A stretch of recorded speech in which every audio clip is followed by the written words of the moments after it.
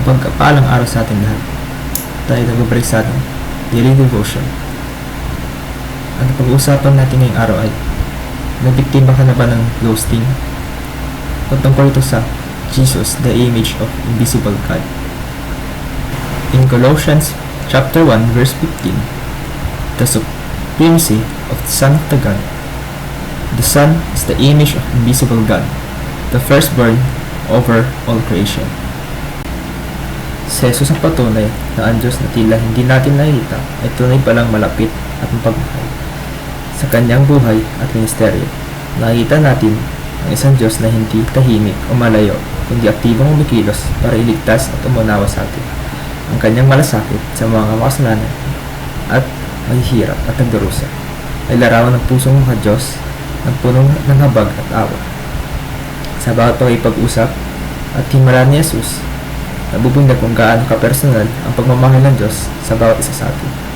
Kapag titingnan ni Jesus, mas mauunawaan natin kung sino talaga ang Ama. Hindi siya malupit na hukom lamang, kundi ang Amang mapagpatawad at pagbigay ng panibagong simula. Ang sakripisyo ni Jesus sa krus ay nagpapakita ng pag-ibig ng Diyos ay hindi lang salita, kundi aksyon na handang magdanas ng sakit para sa ating kaligtasan. Sa pamamagitan niya, natutuhan natin yung tiwala na kahit gaano man tayo kahina o makasalanan, may Diyos na mapagmahal na para sa atin. Sa panahon ngayon, maraming nangharamdam ng ghosting, pag-iisa at kawalan ng halaga. Paalala si Jesus na hindi tayong iiwan ng Diyos. Maaaring talikuran tayo ng tao pero si Jesus ay laging nariyan, nakikinig, umuunawa at nagbibigay ng lakas. Sa Kanya, nararanasan natin ang presensya ng Diyos na hindi makukubli kundi patuloy na nagpaparamdam ng kanyang pag-aruga sa bawat hakbang ng ating buhay. Dahil kay Jesus, inaanyayahan tayong lumalim ang ating relasyon sa Diyos. Hindi sapat na malaman lamang siya, kailangan siyang mahalin, pagtiwalaan at sundin araw-araw. Ang tunay na pagkilala kay Jesus ay nagbubungan ng pusong handang magmahal tulad niya, magpatawad tulad niya at maglingkod ng may malasakit sa kapwa.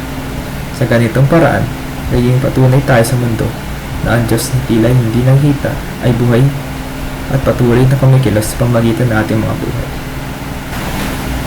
Para sa ating tatlong aplikasyon, mayroon tayong tatlong katanungan. Una, ako ba ay patuloy na nagmamahal sa Diyos? Kung mahal ko pa ang Diyos, makikita ito sa oras na aking nilalaan sa panalangin, pagbabasa, kanyang salita at pagsunod sa kanyang kalooban. Ang tunay ng pag-ibig sa Diyos ay hindi lang damdamin kundi desisyon piliin siya araw-araw. Pangalawa, ako ba'y nanatiling tapat sa pagpapasaya sa Kanya? Ang katapat ay nakasulat sa pagpili kung gawin ang tama kahit walang nakita at kahit mahirap.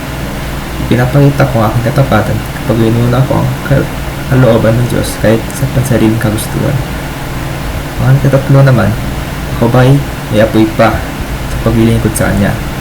Ang apoy paglilingkod ay buhay kapag handa akong maglingkod na may galak at hindi napipilitan.